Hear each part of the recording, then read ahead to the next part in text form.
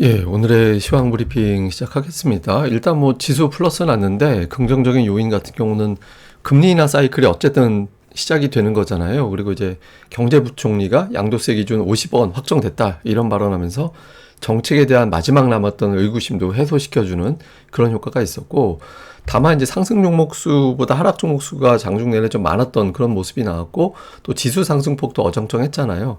그러니까 시장에서 조금 걱정하는 거는 올해 3번 금리 내릴 것 같다 이렇게 기대하고 있는데, 혹시 연준에서는 생각이 다르면 어떡하지? 그다음에 한미 관세 협상 관련해서 불확실성이 좀 제기되고 있잖아요. 그러니까 뭐 관세 관련해서 25%냐 15%냐 현재까지는 25% 관세 내고 있는 상태니까 이것 때문에 일부 종목이 좀 하락을 했고, 또 미국의 경기에 대한 또 우려감 이런 것들이 제기가 되면서 시원스럽게 올라가지는 못하는 이제 그런 모습이 있었고, 외국인들은 어쨌든 순매수 기조는 유지했습니다. 그러니까 기관 투자자들이 매도로 바뀌긴 했지만 어쨌든 외국인들이 전기전자 중심으로 계속해서 이제 매수를 이어가다 보니까 지수 방향 자체가 바뀌진 않는 이제 그런 모습을 보였고요.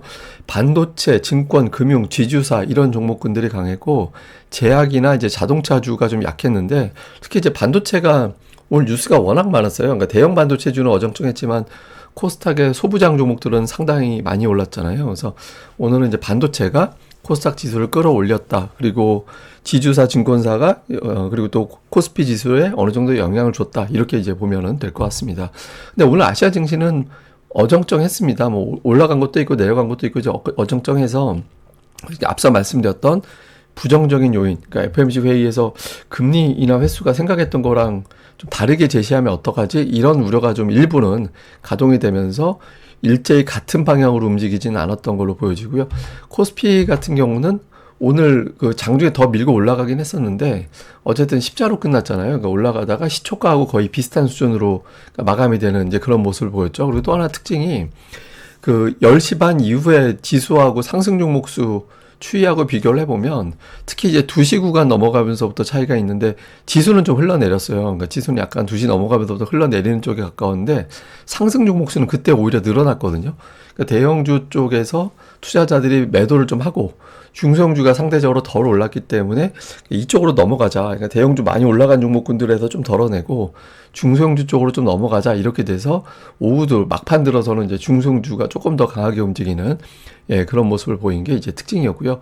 코스닥 같은 경우는 뭐 종가가 고가로 오늘 마감하면서 중요한 저항대로 생각되던 850을 넘기는 그런 모습이 나왔거든요. 근데 장중의 궤적도 코스피는 뒷부분에서 지수가 좀 밀리는 모습이 있었거든요. 근데 코스닥은 1시 반 정도 됐을 때 한번 밀긴 했는데 그냥 계속 꾸준하게 계속 올라갔어요. 그러니까 아침에 한번 세게 밀고 그러고 나서 올라가기 시작해서 비교적 꾸준하게 이제 상승 기조를 좀 이어가는 이제 그런 모습을 보였죠. 이건 앞서 말씀드렸던 코스피 중소형주하고 비슷하게 보면 될 것 같아요. 그러니까 대형주 쪽에 집중하던 투자자들이 약간의 어떤 자금 분산을 한 것 같다. 그러니까 대형주 쪽보다 코스피 중소형, 그다음에 코스닥 쪽으로 좀 분산을 하면서 상대적으로 이제 시가총액이 좀 덜 높은 종목들 쪽이 이제 상대적으로 좀 수월하게 움직였다. 이렇게 보면 되는데, 다만 이거 자체가 시장이 이제 차별화가 시작된 거라고 봐야 돼요. 이게 이제 이렇게 쭉 가는 것도 아니고 또 대형주만 올라가는 장도 나올 것 같고, 시장이 이제 본격적으로 차별화 장세권으로 들어가는 거 아니냐, 이렇게도 또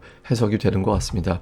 뭐 중요한 뉴스들을 보면 오늘 뭐 반도체 관련된 뉴스가 워낙 많았어요. 제가 이제 대표적인 거 몇 개만 올려놔서 그렇지, 하여튼 뭐 보고서, 뉴스 이런 것들이 워낙 많이 쏟아지다 보니까 장중에 뭐 비교적 삼성전자 같은 경우는 플러스권 계속 유지하면서 지수가 밀리지 않도록 방어해주는 이제 그런 역할을 했죠. 그래서 반도체가 오늘 뭐 지수의 상당 부분 역할을 했다라고 봐야 되고, 또 하나는 이제 정부에서 양도세 기준 50억 원 유지한다. 이제 아예 경제부총리가 관련된 발언을 했죠. 뭐 국민적인 열망 때문에 그대로 가게 됐다. 이렇게 이제 언급을 좀 했고요. 그리고 여기에 또 그 연기금이 국내 주식 비중을 낮추고 해외 주식 비중을 높인다, 이런 게 좀 있었거든요. 근데 지난주에 이제 대통령 발언도 있고 해서 그런지 몰라도 이게 정확하게 얘기하면 셀코리아는 아니에요. 그러니까 셀코리아는 아니고 국내 비중을 낮추는 거. 근데 비중을 낮춰도 연기금이 굴리는 자금이 커지면 비중 낮춰도 매도하는 건 아닌 게 될 수도 있거든요. 근데 어쨌든 비중 줄이는 거를 조금 늦추자, 이렇게 해서 연기금이 국내 주식을 오히려 조금 더 매수하게 되지 않을까, 이렇게도 또 해석이 되는 거죠. 이건 나름대로는 수급에서 굉장히 중요한 의미 있는 판단이라고 생각을 합니다. 이렇게 되면 대형주 쪽에 쉽게 밀리지 않는 그런 구조가 될 수 있어서 이거는 향후에 뉴스가 어떻게 전개되는지는 좀 계속 봐야 될 것 같고요. 반면에 이제 관세 이슈, 지금 한국과 미국 간의 관세가 최종적으로 이제 15%로 시작된 건 아니잖아요. 그래서 이게 한편 일부에서는 뭐 관세 차라리 내고 미국에다 투자하는 것보다 기업들 지원하는 게 낫다, 뭐 이런 식의 어떤 이야기들도 나오고 있고, 근데 뭐 관세 협상에 대해서 조금 더 유리하게 끌고 갈 필요가 있다. 시간 버는 게 오히려 우리나라에 유리하다, 뭐 이런 식의 어떤 주장들도 있잖아요. 근데 어쨌든 그러면 자동차 기업들이 관세율이 좀 높아지는 건가? 다 경쟁 국가들보다 높은 건가? 이런 어떤 해석이 나오면서 자동차주가 빠지고, 그 다음에 이제 또 조선주라든가 이런 것도 마스카의 어떤 변화가 생기는 건가 해서 또 조선도 빠지고 해서 그 한미 간의 어떤 무역 관련된 이슈들이 또 일부 종목은 하락 요인으로도 작동을 하는 그런 이제 상황도 만들어졌던 것 같습니다.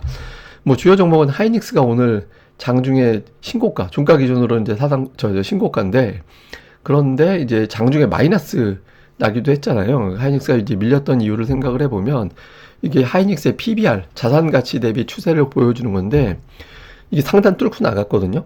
예, 상단 뚫고 나갔고, 그 상단을 뚫고 나갈 때마다 좀 매도가 나오면서 밀려서 다시 그 안으로 들어왔었어요. 그러니까 일부 투자자들은 하이닉스가 일반적인 어떤 PBR 밴드 상단을 넘어갔기 때문에 그럼 이 위치에서는 주가가 빠지거나 아니면 뭐 실적 추정치라든가 이런 것들이 또 추가로 상향 조정되거나 이렇게 되면 이제 안으로 다시 들어오게 되잖아요, 기계적으로. 그래서 일단 하이닉스 같은 경우 일부 투자자들은 저 밴드 바깥으로 나갔기 때문에 좀 매도하고 나서 그 다음에 실적 추정치가 더 강력하게 상향 조정되는지 보고 나서 판단해보자, 이렇게 생각을 했던 것 같아요. 그래서 오늘 하이닉스는 좀 음봉이 나오는 그런 요인으로 작동을 했고, 그 다음에 지주회사, 예, 지주회사가 또 오늘 증권주와 더불어서 큰 폭으로 올라갔죠. 아무래도 정부의 어떤 증시 부양에 대한 의지를 확인을 했다. 그럼 향후에 추가적인 조치, 예를 들어서 뭐 그 세금 관련된 정책이라든가 이제 이런 것들도 더 유리하게 되지 않겠느냐. 이제 배당소득 분리과세 기준도 조금 더 달라질 것 같다. 뭐